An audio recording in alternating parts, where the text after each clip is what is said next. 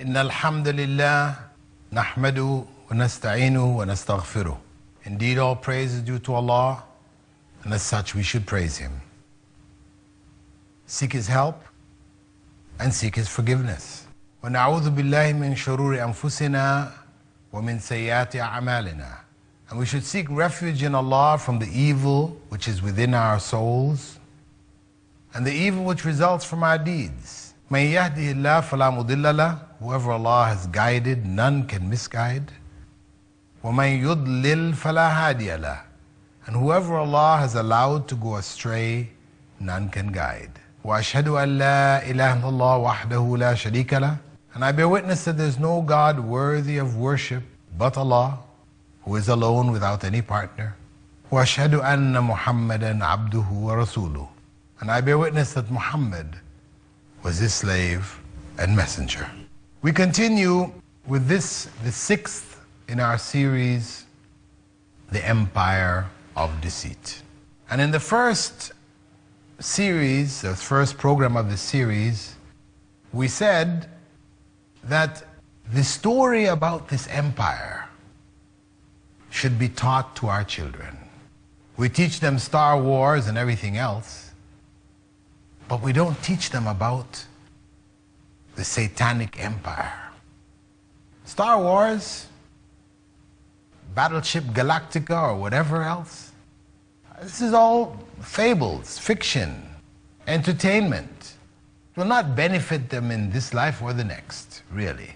Whereas knowledge about the evil empire, the Satanic Empire, is knowledge for life, here and in the hereafter. We benefit from it both here and in the hereafter. So where it all started from, our children should be aware. They should know who started it, who established it, and how Satan succeeded, what method he used in causing Adam and Eve to disobey Allah.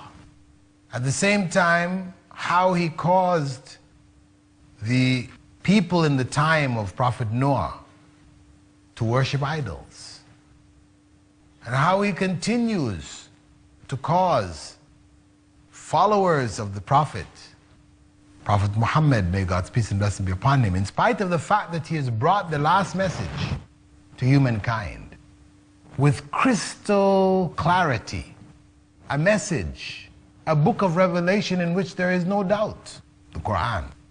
His own clarification, his way, his sunnah, which details how each and every command of the Quran is to be implemented.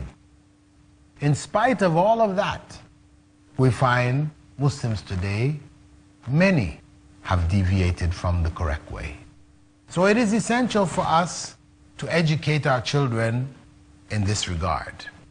And we have looked at a variety of elements with regards to this struggle, this battle, this war that is ongoing. We looked at the spiritual elements of it, how people are drawn into idolatry. And we looked at how the home comes under attack and how to purify it. In this episode, we're going to have a look at some of the means that are used by Satan and his forces to misguide people, to deceive them. The first method is making falsehood seem attractive. This is the method which he used to trick Adam and Eve. Allah had made all of the trees of the garden permissible for Adam and Eve to eat from. A garden full of trees containing fruit. All of them they could eat from as much as they wished. But there was one tree they were asked not to eat from. One, looking similar to the others, but Allah told them not to eat from this particular tree. So what did Satan do? He came to Adam and he played on him, played on his desires. He made that one tree, of which there were many others similar seemed to be the one tree that he needed to eat from. And this is what we can see today, where forbidden things, for every forbidden thing, there are 1,001 permissible things. But somehow, Satan makes the one which is forbidden the thing that we seem to have, as if all of the other things become meaningless, and only the one which is forbidden is the one which we feel our life is incomplete without.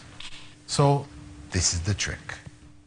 Allah said, with regards to Satan making falsehood seem attractive, تالله لقد أرسلنا إلى أمم من قبلك فزين لهم الشيطان أعمالهم.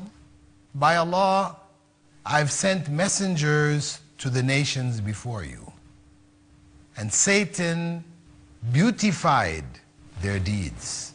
Beautified whatever they were doing.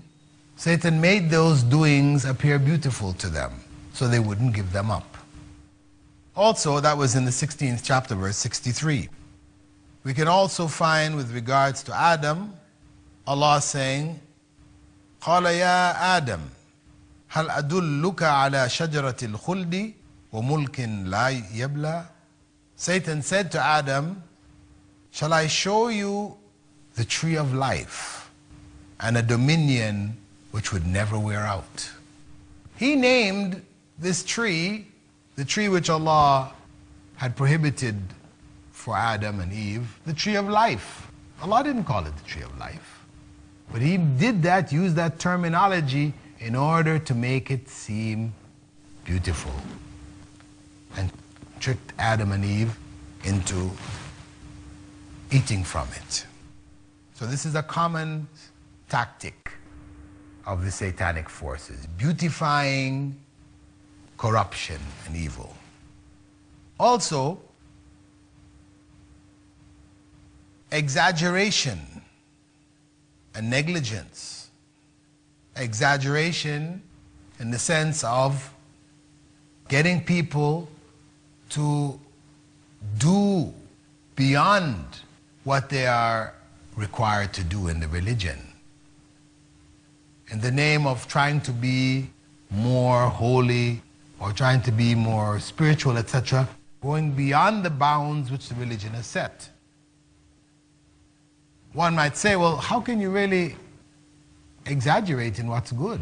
Well, the point is that on one occasion, some people came to the wives of the Prophet, may God's peace and blessing be upon him, and they asked about the Prophet's life in the home as they observed it. How did the Prophet spend his nights? How was he in relationship to his wives? How was he in terms of fasting? Did he fast regularly? When they gave him the information, those people said, well, you know, he is one who is forgiven by Allah for all errors. He's protected by Allah. So we need to do even more than he is doing. So one of them said, I'm going to fast every day. And the other one said, I'm not going to get married. And the third one said, I'm going to stay up every night in prayer. When the Prophet ﷺ came and he heard what these people had said, he called the people and said to them, I fast and I break my fast.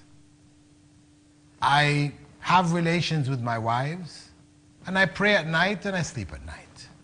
Whoever prefers a sunnah or a way other than the one which I have brought is not a true follower of mine. So he rejected these exaggerated practices. Though Islam encourages prayer, it encourages fasting, and it encourages abstinence, but within bounds, not to go to extremes. The Catholics, for example, they went to the same kind of extreme with regards to their priests. Don't marry. Priests should not marry. What is the consequence? They're currently now in jails for abuse of children, because the natural desire to want to have relations with your wife, when you deny yourself that, what do you end up doing? Corruption. So they became corrupt.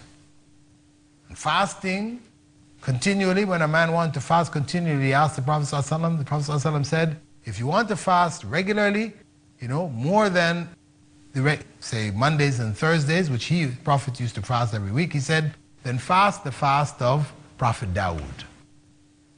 What was that? Fast of Prophet Dawood, every other day.